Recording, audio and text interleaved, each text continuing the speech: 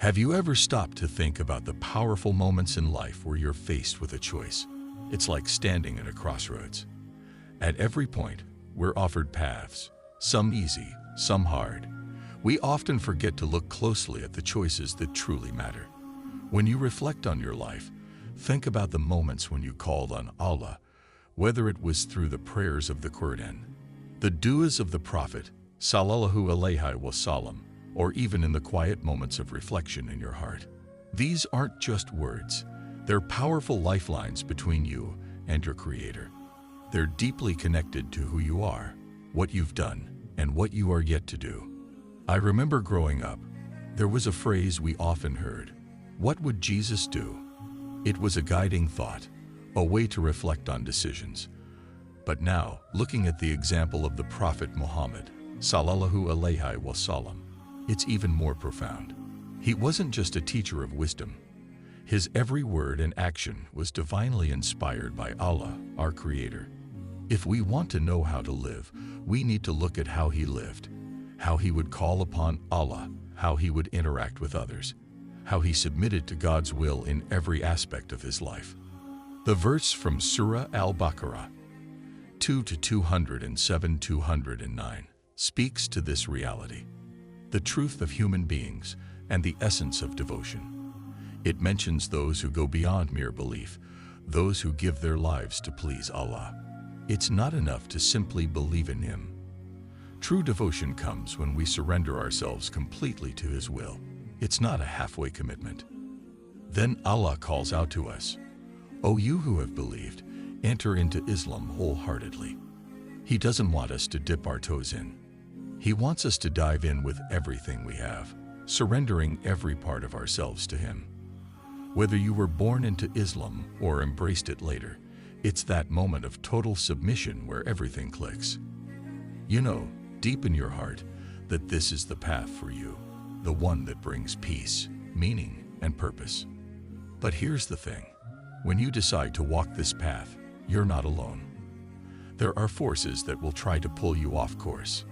Social media, negative influences, doubts, distractions, they all work in tandem to lead you away from the righteous path.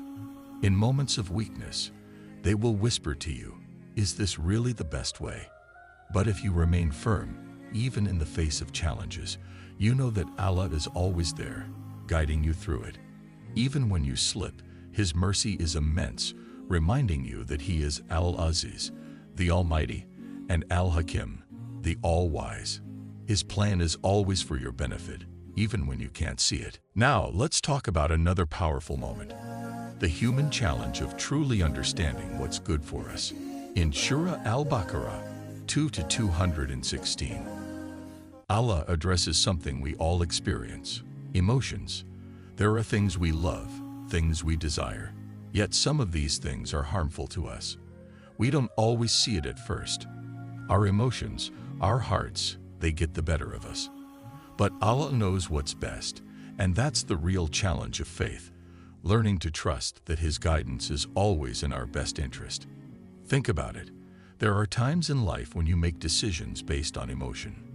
Maybe you eat something you know is unhealthy, or maybe you make a choice that feels good in the moment, but leaves you with regret. We've all been there. It's a part of being human. And the beauty of this verse is that Allah acknowledges our emotions. He knows how strong our desires are. He understands that we might not always see the full picture. That's why He tells us not to follow our whims, but to trust in His wisdom. Allah tells us that some things may seem unpleasant to us, like fasting, fighting, or other commands, but they are good for us in ways we can't always see. On the flip side, things that seem desirable, like alcohol, gambling, or certain indulgences, are harmful to us, even if they look appealing in the moment. Allah has perfect knowledge, while we only have limited understanding. The challenge of submission is in trusting that whatever He has commanded is ultimately for our benefit, and whatever He has prohibited is for our protection. The human condition is filled with choices, and we're constantly faced with the tension between our desires and our reason. We may think we know what's best, but how often do we look at the world around us and realize that our limited perspective doesn't have all the answers.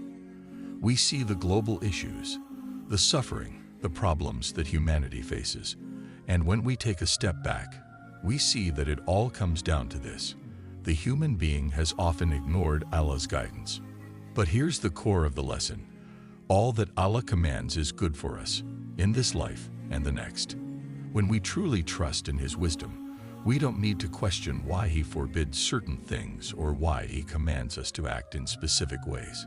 It becomes clear to us that everything He has provided is out of love for us. When we act in accordance with Allah's commands, we align ourselves with what's truly best for us. And when we abstain from what He has forbidden, we protect ourselves from harm, both here and in the hereafter. At the end of the day, the sweetness of faith comes when we are content with Allah's will, when we fully submit to His guidance, no matter how difficult or counterintuitive it may seem. We embrace the path He has set before us, knowing that in it lies true goodness and ultimate success. This is the essence of trusting Allah, not just in the moments of ease, but especially when we are faced with the hardest choices. The sweetness of faith, the real peace, is found when we trust in Him completely and surrender ourselves to His will.